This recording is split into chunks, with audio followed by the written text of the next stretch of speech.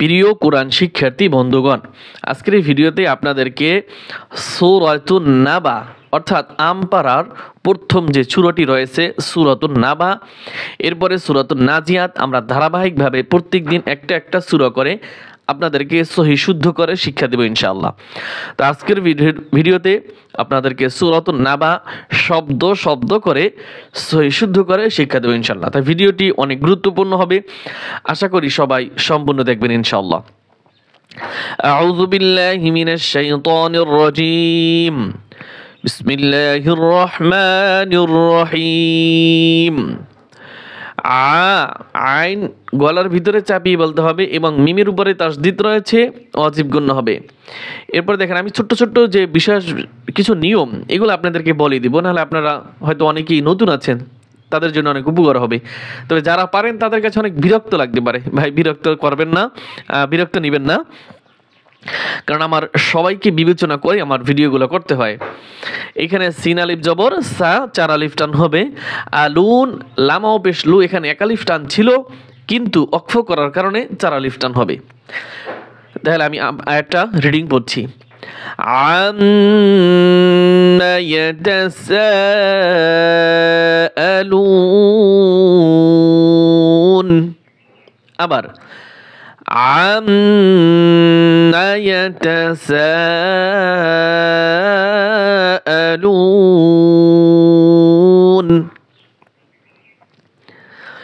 عن النبأ العظيم। عن নুন নুন জের নিন, নুনে তাসদিদ ওয়াজিব গণ্য হবে। আনিন নাবাইল আযীম। এখানে হামজার উপরে একটি জবর ধরে পড়তে হবে। আল্লাযী হুম ফীহি মুখতালিফুন। الذي هم فيه مختلفون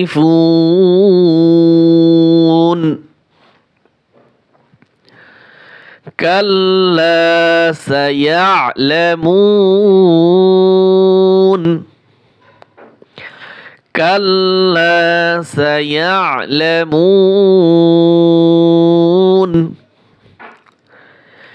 ثم এই মিমে যেন টান না হয়, ওয়াজিব গণ্য হবে কিন্তু টান হবে না, আর সা হরফটা নরম করে উচ্চারণ করবেন।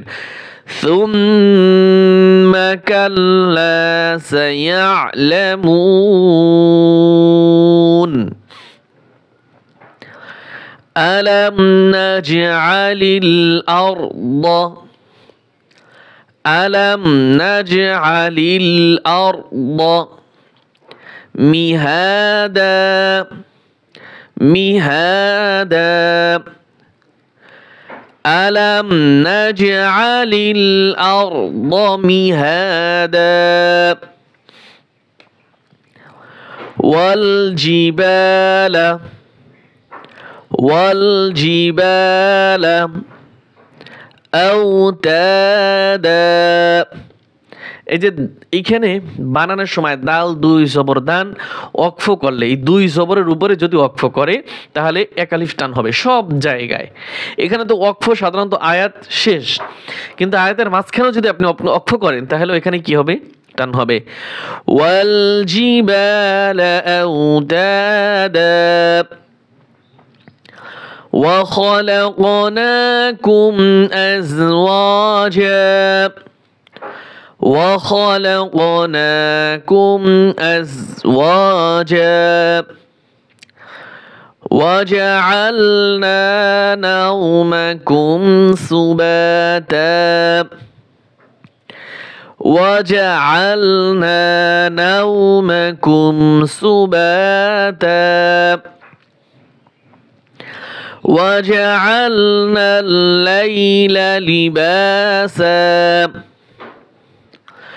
وجعلنا الليل لباسا وجعلنا النهار معاشا وجعلنا النهار معاشا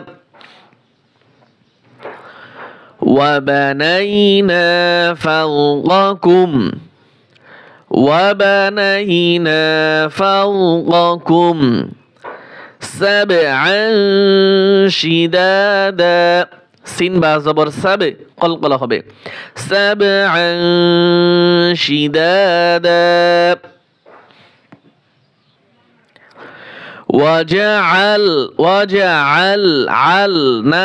وجعلنا আইন লাম জবর আল অনেকে আন বলে আইন নুন ধরে নুন কিন্তু وجعلنا سراجا জিম ও দুই জবর যাও ইদগামে বা গুন্না وجعلنا سراجا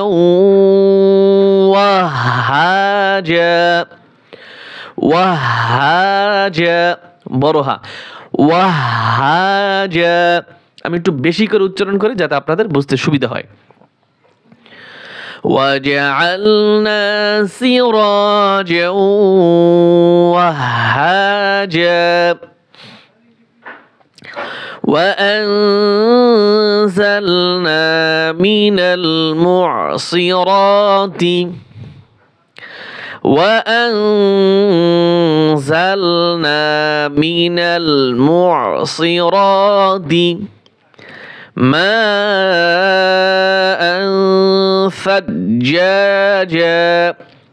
ماء ثجاجا لنخرج به حبا ونباتا দেখেন এখানে লামের উপরে তাসদিদ রয়েছে আমরা কি পড়ছি তাসদিদ লিনুখরিজা তাসদিদ আদায় হবে কখন যখন এই আয়াতের সাথে মিলিয়ে যাবেন এই দেখেন ওয়ানসালনা মিনাল মুসিরাতি মাআন সাজ্জাজাল লিনুখরিজা বিহি হাব্বান ওয়া নাবাতা সাজ্জাজাল লিনুখরিজা আর যদি এখানে থামি তাহলে টান হবে আর যদি মিলে যায় তাহলে কি হবে এই জিমে এই পাশে লাম ধরবে জিমে এই পাশে জিম লাম দুই জবর জাল থামলে এক নিয়ম আর রিডিং মিলে গেলে আরেক নিয়ম ওয়াজান্নাতিন আলফাফা إن يوم الفصل كان ميقاتا يوم ينفخ في الصور فتأتون أفواجا يوم ينفخ في الصور فتأتون أفواجا وفتحت السماء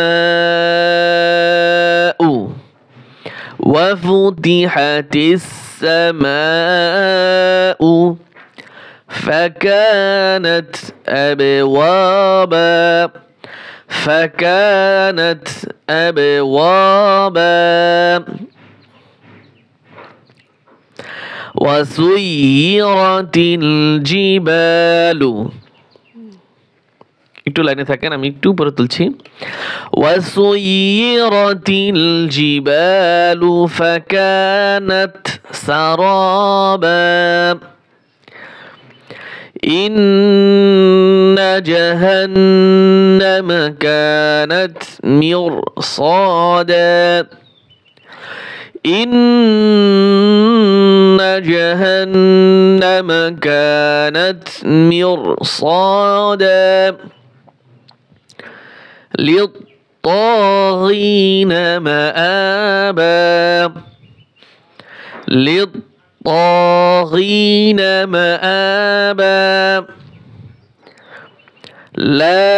لابثين لابثين فيها أحقابا لابثين فيها أحقابا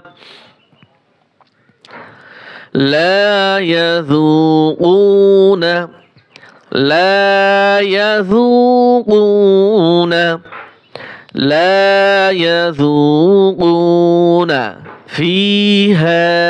فيها بردا ولا شرابا فيها بردا ولا شرابا إلا حميما وغساقا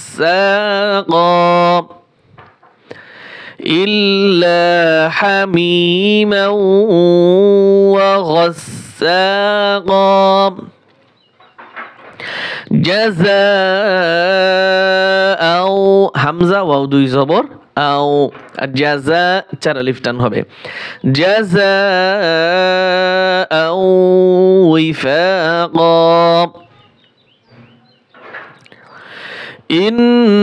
إنهم كانوا لا يرجون حسابا وكذبوا بآياتنا كذابا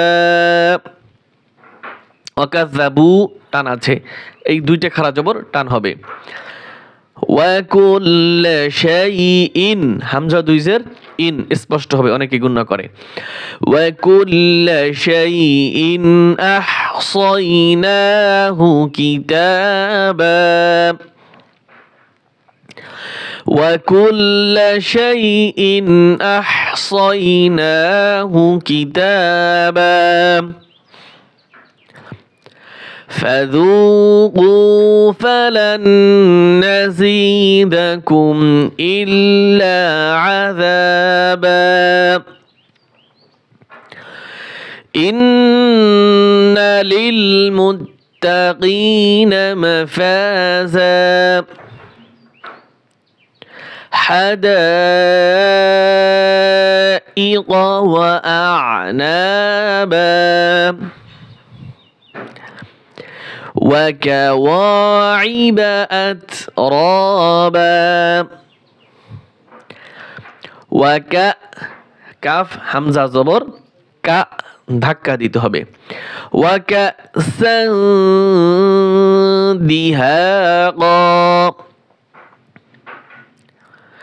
لا يسمعون فيها لغوا ولا كذابا একটু সামনে তুলছি ধৈর্য ধরেন সবাই جزاء من ربك عطاء حسابا جزاء من ربك عطاء حسابا رب السماوات والأرض وما بينهما الرحمن لا يملكون منه خطابا يوم يقوم الروح والملائكة صفا والملا এখানে চার আলিফ টান হবে সফা থামলে এখানে আবার টান দেব আমরা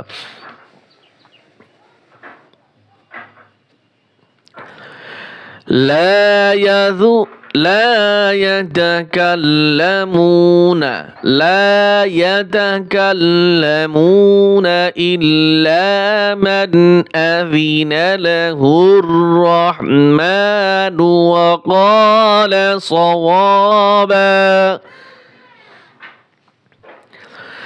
যালিকাল ইয়াউমুল হক, এখানে ওয়াকফ করব, হক। ফামান শাআ اتخذ إلى ربه مآبا إنا أنذرناكم عذابا قريبا